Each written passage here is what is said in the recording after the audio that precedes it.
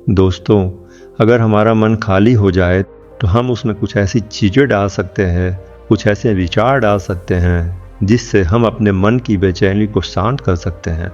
जो विचारों का सैलाब हमारे मन में चलता रहता है, उन्हें हम बहुत अच्छी तरह से रोक सकते हैं। और दोस्तों, अगर एक बार मन की बेचैनी रुक जाए तो फिर हम मन से जो चाहे वो करवा सकते हैं। इसीलिए अगर आप मन की बेचैनी को शांत करवाना चाहते हैं तो इस कहानी को आखिरी तक जरूर सुनिएगा। एक समय की बात है, एक नगर में एक नौजवान युवक रहता था। उसे एक समस्या थी और उसकी समस्या यह थी कि उसका मन हर समय भटकता रहता था। उसके मन में हर समय कोई ना कोई नकारात्मक विचार चलते रहते थे। उसके मन की बेचैनी कभी शांत नहीं होती थी। वह जब भी कुछ सोचकर करता तो कुछ अलग ही कर देता। कभी वह अपने अतीत के बारे में सोचकर पछताता कि काश मैंने उस काम को उस समय कुछ ऐसा कर दिया होता, उस काम को वैसा कर दिया होता। या फिर वह अपने भविष्य के बारे में सोचता रहता और डरता रहता कि कहीं भविष्य में ऐसा हो गया तो क्या होगा, कहीं मैं असफल हो गया तो क्या होगा, अगर मुझसे कोई गलती हो गई तो लोग मेरा मजाक उड़ाना शुरू कर देंगे। और ऐसे ही कई सारे नकारात्मक और असफलता से भरे विचार उसके मन में आते रहते थे। वह हमेशा ही अपने विचारों में खोया रहता। वह अपने विचारों से मुक्ति पाना चाहता था। वह चाहता था कि उसके मन में कोई भी फालतू विचार कभी भी ना आए, लेकिन हर समय विचारों का सैलाब उसके मन में उठता ही रहता। इसीलिए जीवन में वह बहुत परेशान हो गया था। फिर एक दिन उसे किसी ने बताया कि यहाँ पास के ही गांव में एक बौद्ध भिक्षु रहते हैं। उनके पास जाओ, वह तुम्हारी मानसिक समस्या का समाधान अवश्य कर देंगे। यह सुनकर वह नौजवान तुरंत ही बौद्ध भिक्षु के पास चला जाता है और अपनी सारी समस्या उन्हें बताता है। बौद्ध भिक्षु भी उस नौजवान की बातों को बड़े ही ध्यान से सुन लेते हैं और उससे कहते हैं कि तुम मुझसे क्या जानना चाहते हो। यह सुनकर वह कहता है, गुरुदेव, मैं अपने मन को शांत और खाली करना चाहता हूँ। मैं आपसे यह जानना चाहता हूँ कि मन को खाली और शांत कैसे करते हैं। मेरा मन हर वक्त विचारों से भरा रहता है। मेरा ध्यान एक जगह लग ही नहीं पाता, जिसके कारण मेरे हर काम में समस्या आ जाती है। मैं एक चीज़ करता हूँ तो नकारात्मक विचारों के कारण दूसरी चीज़ पर पहुँच जाता हूँ। मेरा मन एक जगह ठहरता ही नहीं है और यूं ही हर दिन मेरे मन में हजारों विचार चलते रहते हैं। और यह कब होता है, क्यों होता है, मुझे कुछ पता ही नहीं चलता। मैं बहुत परेशान रहता हूँ। बहुत देर बाद मुझे एहसास होता है कि मैं क्या करने बैठा था और मैं क्या कर रहा हूँ। मेरा सारा समय ऐसे ही बर्बाद हो जाता है। गुरुदेव, मैं अपने मन को विचारों से खाली कर देना चाहता हूँ। मैं चाहता हूँ कि मेरे मन में एक भी विचार ना आए। जब मैं चाहूँ तभी मेरे मन में विचार आएं। फिर बौद्ध भिक्षु ने कहा, किसी समस्या का समाधान तभी निकाला जाता है जब हम उस समस्या की जड़ तक पहुँच जाते हैं, समस्या को ठीक से समझते हैं और जानते हैं। आगे बौद्ध भिक्षु कहते हैं, जिस मन को तुम खाली करना चाहते हो, क्या तुमने उस मन को कभी भी थोड़ा बहुत भी समझा है, जाना है? ये सुनकर उस युवक ने कहा, महाराज, मैंने अपने मन को जानने की बहुत कोशिश की है, लेकिन मैं जितना इसके बारे में जानता हूँ, मेरा मन उतना ही रहस्यमय हो जाता है। फिर बौद्ध भिक्षु ने उसी युवक को एक घड़ा देते हुए कहा, जाओ, इस घड़े में छोटे छोटे पत्थर भरकर लेकर आओ। वह युवक वहाँ से गया और छोटे छोटे पत्थर भरकर ले आया और उस घड़े को बौद्ध भिक्षु के पास रख दिया। फिर बौद्ध भिक्षु ने कहा, इस घड़े को तुम अपना मन समझो और इस घड़े में भरे पत्थरों को अपने विचार समझो। अब इस घड़े में और पत्थर डालो। उस युवक ने घड़े में और पत्थर डालना शुरू किया। क्योंकि घड़ा पहले से भरा हुआ था, एक दो पत्थर डालने के बाद बाकी सारे पत्थर नीचे गिरने लगे। फिर बौद्ध भिक्षु ने उसी वक्त कहा, रुको, ज़रा ध्यान से देखो। अब घड़े में पत्थर नहीं आ रहे हैं, बल्कि पत्थर नीचे गिर रहे हैं, क्योंकि जो इसमें आ सकता था वह आ गया। अब इसमें और पत्थर नहीं आएंगे। अगर दूसरे पत्थर डालने हैं तो पहले वाले पत्थरों को निकालना होगा। यह सुनकर युवक ने कहा, गुरुदेव, मैं आपकी बात समझ गया हूँ कि आप मुझे क्या बताना चाहते हैं। हमें अपने मन को विचारों से ही खाली करना होगा। युवक की यह बात सुनकर बौद्ध भिक्षु मुस्कुराने लगे और कहा, पहले मेरी पूरी बात तो सुन लो, उसके बाद मन को खाली कर लेना। हमारा मन एक घड़े के बिल्कुल उल्टा है, क्योंकि घड़े को तुम पत्थरों से भर सकते हो, लेकिन मन को विचारों से नहीं, क्योंकि मन तो हमेशा खाली रहता है। यह सुनकर युवक ने कहा, गुरुदेव, मुझे आपकी बातें कुछ समझ नहीं आ रही हैं। मन अगर खाली रहता है तो फिर उसे खाली करना क्यों चाहते हैं? फिर मन को खाली करने की क्या आवश्यकता है? फिर बौद्ध भिक्षु ने उससे कहा, इस घड़े से एक एक करके पत्थरों को बाहर निकालो। युवक ने वैसा ही किया। वह घड़े में से एक एक करके पूरे पत्थरों को बाहर निकालता रहा और ऐसा करते करते अंततः घड़ा खाली हो गया। फिर बौद्ध भिक्षु ने उसी वक्त कहा, देखा तुमने, जब एक एक करके तुमने पत्थरों को बाहर निकाला तो यह घड़ा खाली हो गया। अब तुम इस घड़े में कोई भी पत्थर डाल सकते हो, दूसरे पत्थर डाल सकते हो, या फिर उन्हीं पत्थरों को दोबारा डाल सकते हो, आधा भर सकते हो या फिर पूरा भी भर सकते हो। फिर वह युवक कहता है, गुरुदेव, मैं भी तो यही कह रहा हूँ कि मुझे अपने मन को खाली करना है।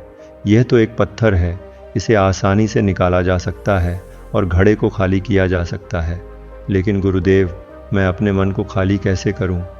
फिर बौद्ध भिक्षु ने कहा, इस घड़े में एक पत्थर डालो और 2 पत्थर निकालो। यह सुनकर युवक ने कहा, गुरुदेव, यह कैसे हो सकता है? जब इस घड़े में एक पत्थर होगा तो एक ही पत्थर निकलेगा, 2 कैसे निकलेंगे? फिर बौद्ध भिक्षु ने उससे कहा, ऐसा नहीं हो सकता है तो ऐसा ही करो कि इस घड़े में 2 पत्थर डालो और 4 निकालो। युवक ने कहा, गुरुदेव, ऐसा कैसे हो सकता है? यह कोई चमत्कारिक घड़ा तो है नहीं कि 1 डालो तो 2 निकल आएंगे और 2 डालो तो 4 निकल आएंगे। यह सुनकर बौद्ध भिक्षु ने कहा, यह घड़ा तो चमत्कारिक नहीं है, लेकिन तुम्हारा मन तो चमत्कारिक है।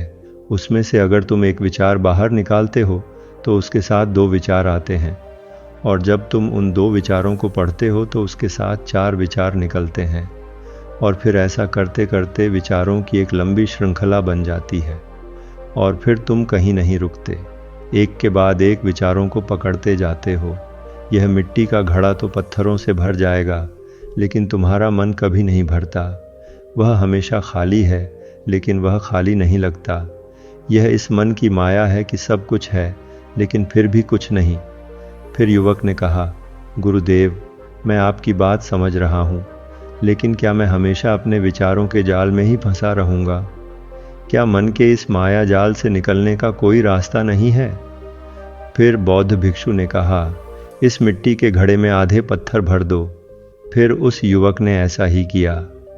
फिर बौद्ध भिक्षु ने कहा, अब इन पत्थरों में से कोई एक पत्थर चुनो और उसी पत्थर की एक छोटी सी मूर्ति बनाकर मुझे दे दो। मैं जानता हूँ कि तुम एक अच्छे कलाकार हो।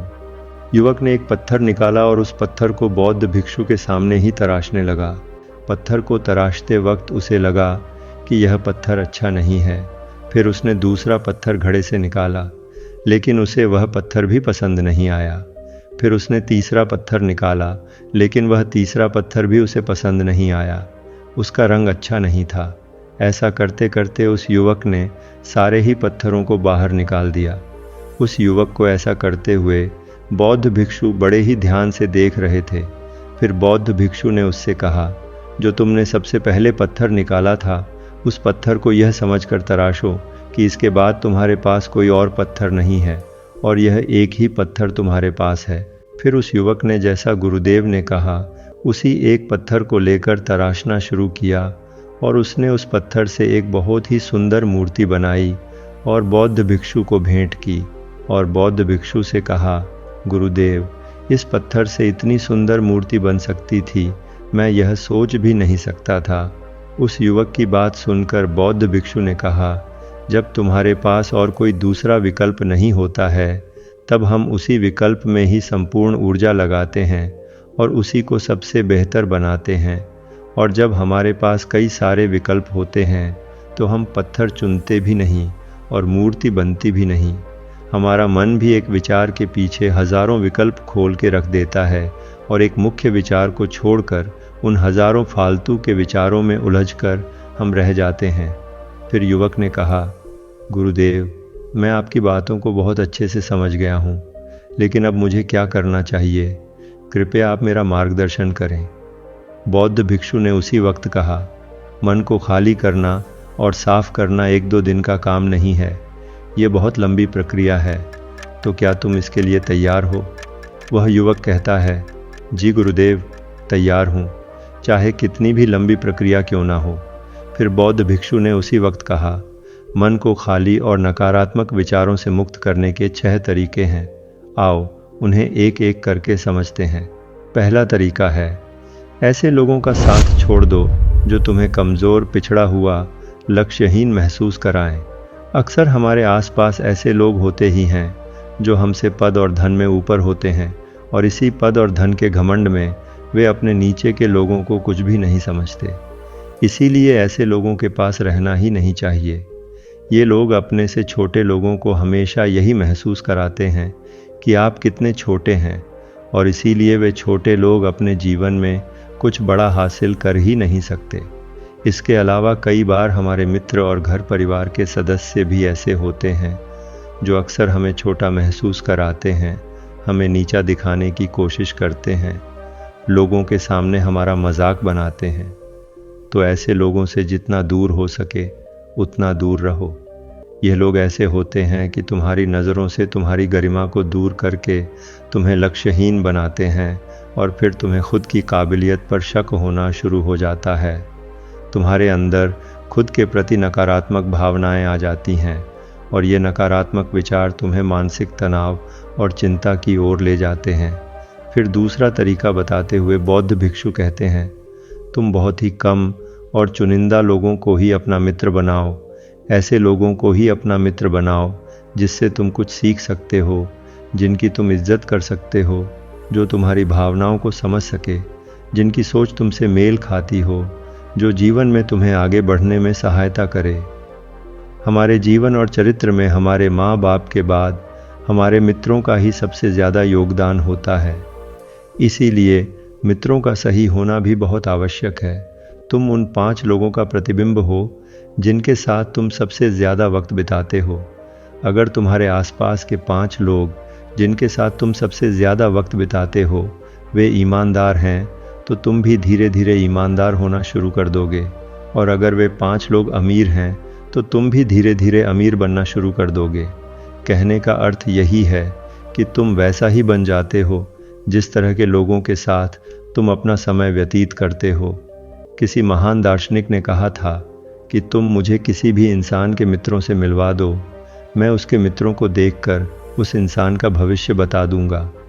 हमारी सबसे बड़ी समस्या यह है कि हम लोगों को ना नहीं बोल पाते हैं। जिन लोगों के साथ हम रहना पसंद भी नहीं करते हैं, ना चाहते हुए भी हमें उन नकारात्मक लोगों के साथ वक्त बिताना पड़ता है। इसीलिए सबसे पहले हमें अपने ज़िंदगी में उन लोगों को ना कहना आना पड़ेगा जिनके साथ रहकर हमें लगता है कि ये हमारी ज़िंदगी ख़राब कर रहे हैं। अगर ये हमारे ज़िंदगी में ना हो तो शायद हम ज़्यादा खुश रहेंगे।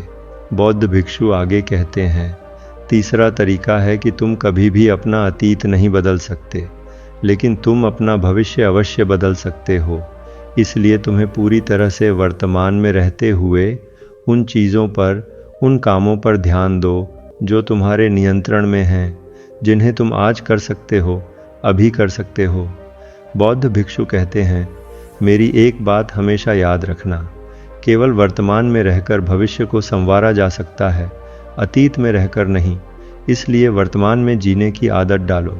चौथा तरीका है, तुम स्वस्थ और पौष्टिक खाना खाओ। हमारा शरीर ऊर्जा से चलता है, और हम जैसा खाना खाएंगे वैसे ही ऊर्जा हमारे शरीर को मिलेगी। अगर हमारा शरीर स्वस्थ नहीं रहेगा तो हमारा मन स्वस्थ कैसे रहेगा? जब शरीर कमज़ोर और बीमार रहता है तो मन में कई सारे नकारात्मक विचार आते हैं, और स्वस्थ शरीर में स्वस्थ दिमाग का वास होता है। इसीलिए शरीर को स्वस्थ और मजबूत रखना हमारी जिम्मेदारी है। बौद्ध भिक्षु कहते हैं, 5वां तरीका यह है कि रोज़ ध्यान करो। ध्यान करने का सबसे उपयुक्त समय सुबह या फिर रात को सोने से पहले होता है, लेकिन अगर तुम्हें ध्यान में गहरा जाना है तो सबसे उपयुक्त समय रात का ही होता है। रात में सोने से पहले ध्यान करने से नींद में भी सुधार होता है, और बहुत गहरी नींद आती है। ध्यान करने के लिए तुम अपनी सांसों पर ध्यान केंद्रित कर सकते हो, या फिर तुम अपने मन में उठने वाले विचारों पर भी अपना ध्यान केंद्रित कर सकते हो। मन में उठने वाले विचारों पर ध्यान केंद्रित करने से ध्यान करने वालों का ज़्यादा फायदा होता है, क्योंकि इसमें आसानी से गहरे ध्यान में उतरा जा सकता है। अगर तुम ध्यान नहीं कर सकते हो तो रोज़ खुद के साथ अकेले में वक्त बिताओ, खुद के व्यवहार को समझो, देखने की कोशिश करो कि मन में किस तरह के विचार उठ रहे हैं और क्यों उठ रहे हैं। बौद्ध भिक्षु आगे बताते हुए कहते हैं, छठा तरीका यह है कि तुम नए नए जगह घूमने जा सकते हो, क्योंकि एक पुरानी कहावत है कि एक लंबी यात्रा आपको 100 किताबों के बराबर ज्ञान देती है। गौतम बुद्ध अपने जीवन काल में 9 महीने लगातार घूमते रहे थे। उनके भ्रमण करने का यही कारण था कि नए नए जगह जाने से ज्ञान की प्राप्ति के साथ साथ मन को एक नयापन भी प्राप्त होता है। नई जगह घूमने जाने पर हमारा मन उत्साहित रहता है। फिर बौद्ध भिक्षु कहते हैं, मन के जाल में कभी मत फंसो, मन को खाली करने की कोशिश मत करो। जीवन में ध्यान करना सीखो, अपने ध्यान को केंद्रित करो, अपने ध्यान में एकाग्रता लाओ और जीवन में जो कर रहे हो उसे पूरी मेहनत के साथ अंतिम समझकर करो। उस काम को ऐसे करो कि उसके बाद तुम्हें और कुछ नहीं करना है, और जब फिर दूसरे विचार पर कार्य करो तो बस उसी पर कार्य करो, किसी तीसरे विचार पर नहीं। मन के माया जाल से निकलना इतना आसान नहीं जैसे ब्रह्मांड में तारे और ग्रह अपनी अपनी कक्षाओं में घूमते रहते हैं एक निर्धारित नियम के अनुसार, वैसे ही हमारे मन के विचार भी एक तरह से संगठित और अनुशासित हो सकते हैं अगर हम उन्हें सही दिशा में निर्देशित करें। दोस्तों, आशा करते हैं आज की इस कहानी से आपने ज़रूर कुछ न कुछ मूल्यवान सीखा होगा। कहानी अच्छी लगी हो तो वीडियो को एक लाइक और चैनल को सब्सक्राइब ज़रूर कर दीजिएगा। मिलते हैं अगले वीडियो में, तब तक के लिए धन्यवाद।